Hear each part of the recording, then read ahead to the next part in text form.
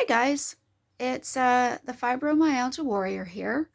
In case you're wondering, I am sitting in my wheelchair in the garage because, well, to be fair, it's the quietest place we have right now in the whole house. The office is being occupied at the moment. We have one computer for all of us, and my husband is video chatting with a friend. So um, I'm sitting out here so I can make this video quickly. Basically, this is the long anticipated, much awaited part 6 of my story of um, things that I deal with on top of my fibromyalgia. And it's one of the most challenging, and it is hypothyroidism. So, as you probably guessed, it has to do with your thyroid. In my case, I have hypothyroidism, which means my thyroid is not functioning properly. It is actually too slow, for lack of a better term. So it was explained to me, if you think about the hypothalamus in your brain as kind of like the CEO of your central nervous system, okay? And what it does is it checks to see that all your different all your different hormones are being produced in the right amounts. And if you have too much, it's supposed to signal to that part of your body to slow down. And if you don't have enough, it's supposed to signal your body to pick up the pace.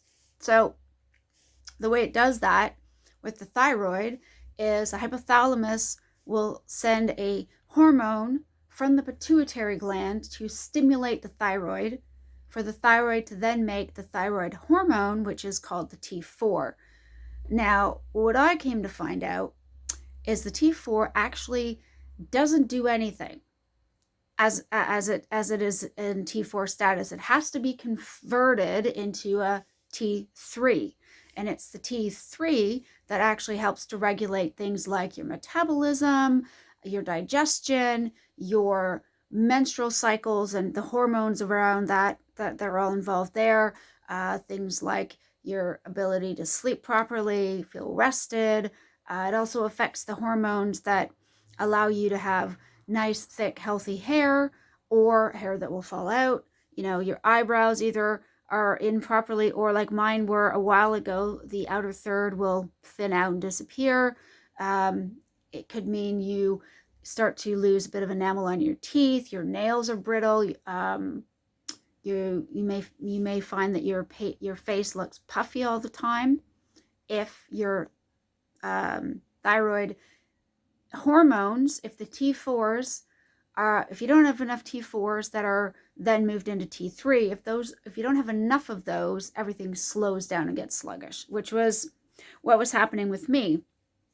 And basically, there's a whole bunch of different factors that could cause it, but the specialist I saw somebody March 19th because all of a sudden I had high triglycerides. My liver was compromised. It was under stress, and my cholesterol levels were not good. Okay. Now, I do know that you do need some sort of cholesterol because the brain requires it, but if you have too much, then that's a bad thing, especially if you have high levels of LDL and not enough of the HDL, which was what was happening with me. So I was put on statins in October of last year. And then, of course, in March 19th, when I went to see the specialist, she said, yes, you do have an underactive thyroid. You have hypothyroidism. Now, the thing is that it is not that uncommon for people with fibromyalgia to also have an underactive thyroid. And actually, I don't know about so much here, but I know that doctors in North America and Canada and some of the US, they actually consider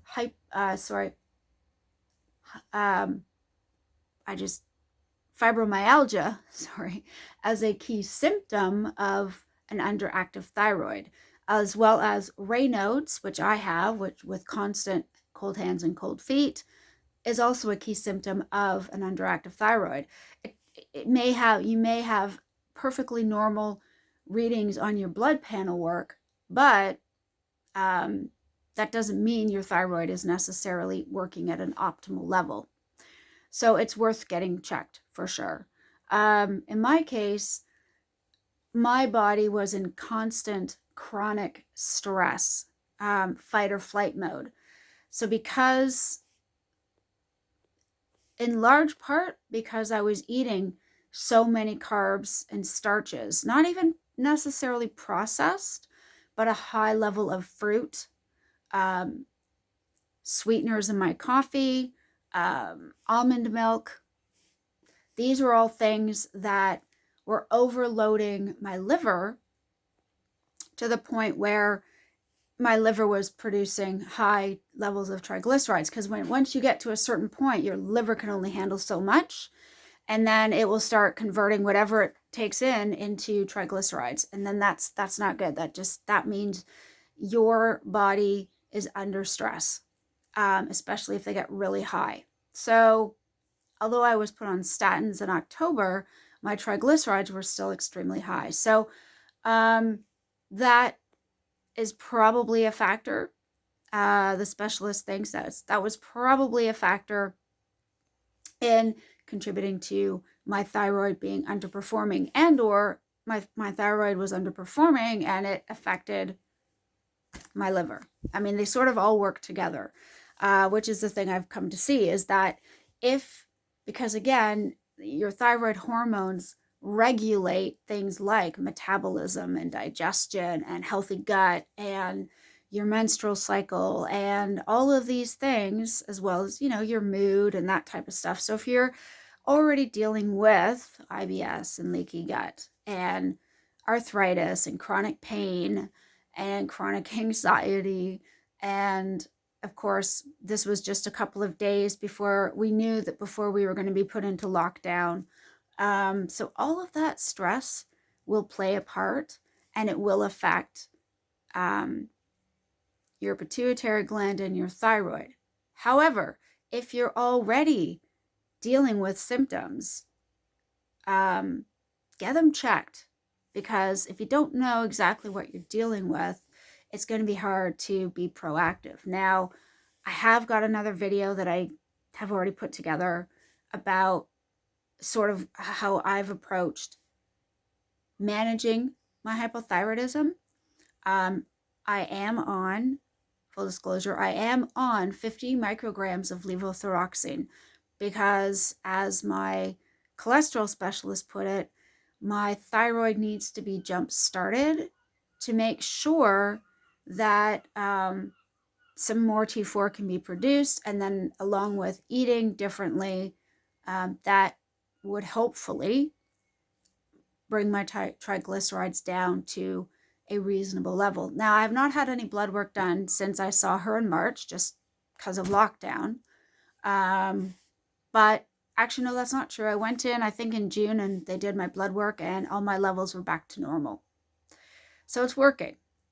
But in order, to deal with the weight gain I was dealing with and the inflammation and the pain, I had to radically change what I eat, and also what I don't eat. And again, like I said, I've got another video with more details, but basically I've cut out all starches, whether they're processed or not, all carbs, whether they're processed or not, no fruits or any kinds of sugar, no grains, no cereals, no gluten, no dairy, or sorry, that's not totally true. A little bit of semi-skim milk in my coffee, and butter, because I seem to be able to tolerate butter. But other than that, no cheese or dairy products. The only stuff I eat is meat-based. That's it. Whether it's beef or lamb or pork, that's what I eat. So ground beef, different kinds of cuts of lamb. Sometimes I'll have sausages, eggs, and bacon. And yeah, that's it. And I've cut out everything else. And it has made me feel a lot more satiated. It has gotten rid of all the bloating and all the water weight that I was holding on to, plus the the actual weight I was carrying, because I was about 50 pounds overweight. And yeah, I feel so much better. But I'm still taking my levothyroxine because it's helping, you know? So there are ways to manage your hypothyroidism. Just because you have an underactive thyroid, it doesn't mean you're stuck with just putting weight on. It doesn't mean you have to live with achy joints and pain and all the other symptoms.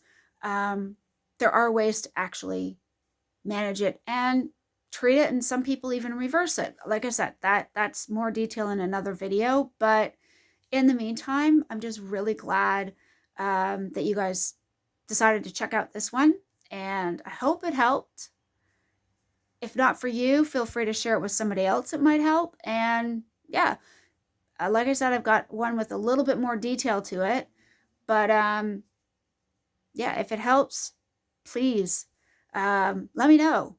Other than that, guys, take care, be safe, and I hope that you start to have better health. Thanks so much, guys. See you in the next video. Bye.